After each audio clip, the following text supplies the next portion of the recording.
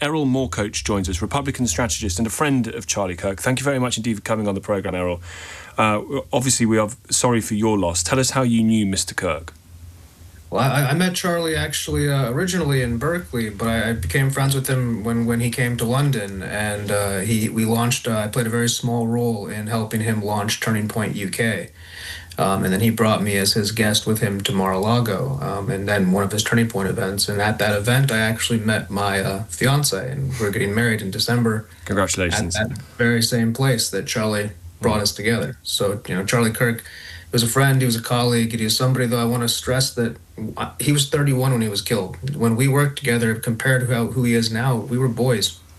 He has a wife and 2 kids. It's you quickly grow up and you realize how quickly he grew up and was cut short. I'm a little bit older than him. And, he was kind, he was generous, he was a good man, he was a faithful man, and he wore his faith on his sleeve. And he believed that his soul was saved by his faith in Jesus Christ. And so with all of those things, I think above all else, Charlie Kirk was a human being, and he was somebody who prioritized debate and commiseration with other people. And so it's a very sad day for his family and for America as a whole. It's difficult to say properly because we still don't know who did this. We still don't know why they did it, although Simon pointed to a report in the Wall Street Journal this afternoon. But what does this killing say about America? What does it reveal about America? Well, it reveals that the ideology that a lot of us grew up learning about and still believing, which is that free speech, like the reason why we have our Second Amendment, the tools that were able to kill Charlie, the ones that he defended, are also to defend the First Amendment, which is the freedom of speech. And free speech went from something that we all shared to something that started to become abrogated. I mean, I've been castigated pejoratively as a free speech person. Because I believe that all speech is free speech, including hate speech. And that was something that the U.S. Supreme Court went down in Skokie. I mean, who cares what people say nice about you? It's about what they say mean about you. And the person who's pulling the trigger is the one who can't handle free speech. The aggressor is never the words. Never. No matter what the words are, the aggressor is always the one pulling the trigger. And while even if the words, hypothetically, Erol, even if the words call for some form of violence or are absolutely 100% completely and utterly racist? Well, you're going to say, I mean, you've entered a slippery slope, because the answer to that is absolutely you should not be shot for any of the things you just... No, of course, absolutely. So it doesn't matter. If you come to me, I'm Turkish, and you say the most racist things in the world and berate me and my family, unless you have physically attacked me, I have no right to kill you.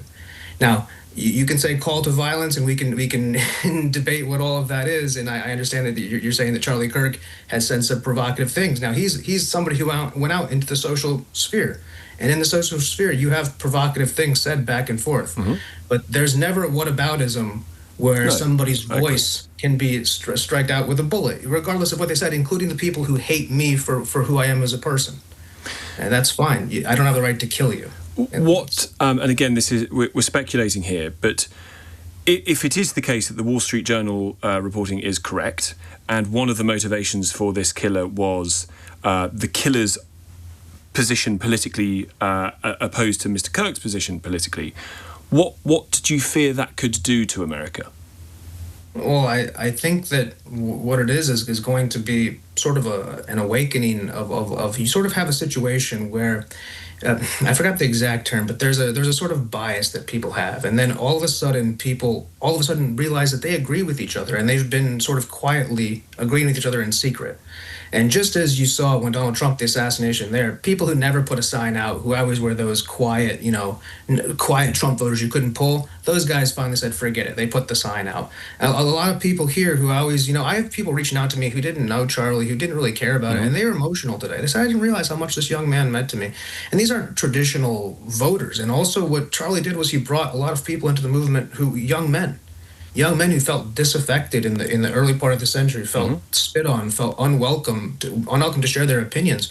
Charlie, he met, and I was older than him, so it was different for me because I didn't have that experience. When I was a kid, things weren't quite as different as just how different it was with that small generation gap and the way kids a little bit younger. But you saw that, and you saw how all of that sort of built this campus culture where there was only one answer. At UC Berkeley, if you didn't give the right answer, I mean, you guys know how bad student loan debt is in the United States. Well, imagine your family's taking an extra job, or you've taken a loan, you come to this university, and you want to get a good job. Well, those internships are closed to you if you don't say the right thing. Those professors aren't going to write you those recommendations. And all of the things that your family has hoped and dreamed and put on your back to come into college, well, if you're able to express your conservative viewpoints, you just close the door on your family. And all of that hard work and all of that money you've put on, you're hampering yourself. So you needed to have a lot of courage or a lot of money to go out and do what Charlie did. And Charlie doesn't come from money. Charlie started this in his garage with $10,000 donation. It's a very humble story. You know, he came from good family, but definitely not a rich family. And he closed a lot of doors on himself. He could be 31 years old right now as an investment bank or a consultant or whatever all these yuppie professionals did. But instead, no, he really, really cared about it. And he went and he did it, and he did it in a thankless way. And he ended up becoming famous and rich from it. That's not why he started. And people who knew him from the beginning know that's true.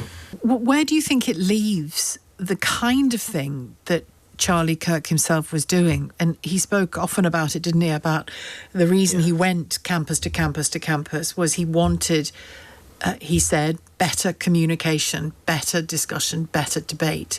And of course he wanted to change minds. Now some of those minds, understandably and perfectly reasonably, were resistant to many of his messages and will be, I'm sure, to some of yours, because I know they are akin.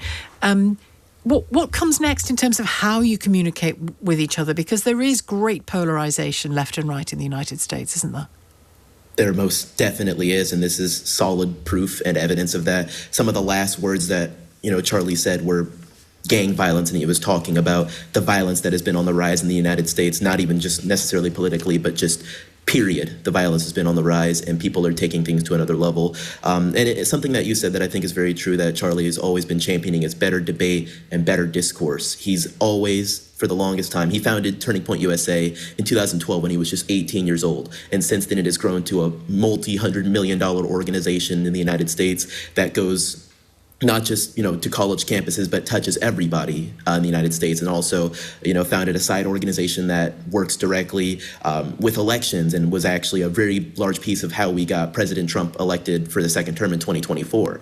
But despite all this, despite how big his organization got, he never turned his back on what he viewed was his prime directive and his primary mission, which was to be a turning point, not just for the United States, but a turning point for the young generation. He started out, it was, targeting millennials, but eventually, as time goes on, he started targeting Generation Z. They were the kids that were in high school, the kids that were in college.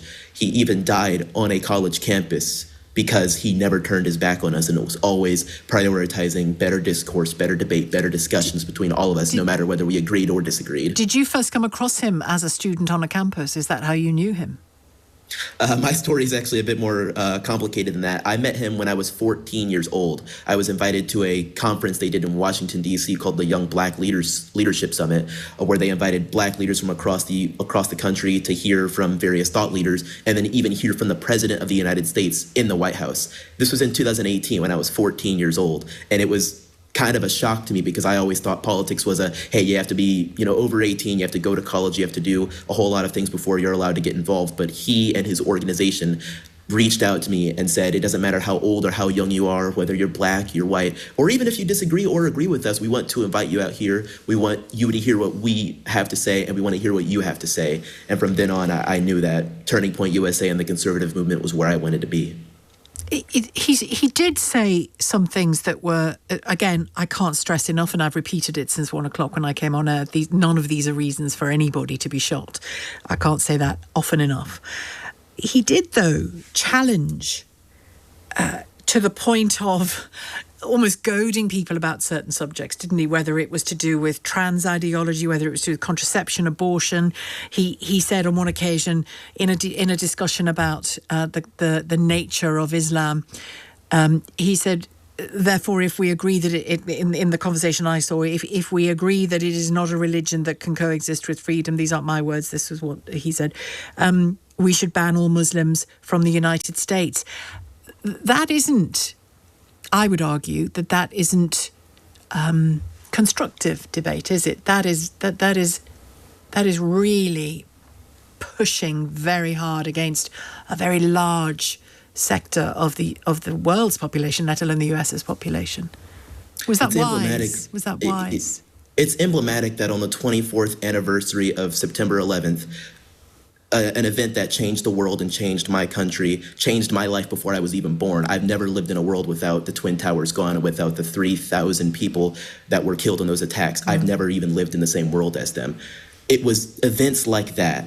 But even beyond that, the numerous mass shootings that have taken place, the rise and fall of ISIS, thankfully the fall at the hands of President Donald Trump, that we saw radical Islam and numerous other issues that I could spend a whole lot of time touching on. Oh, absolutely. And you'd get no argument from me. You'd get no argument, if I may, you'd get no argument from me that they are, that radical, violent, political Islamism, no truck with that.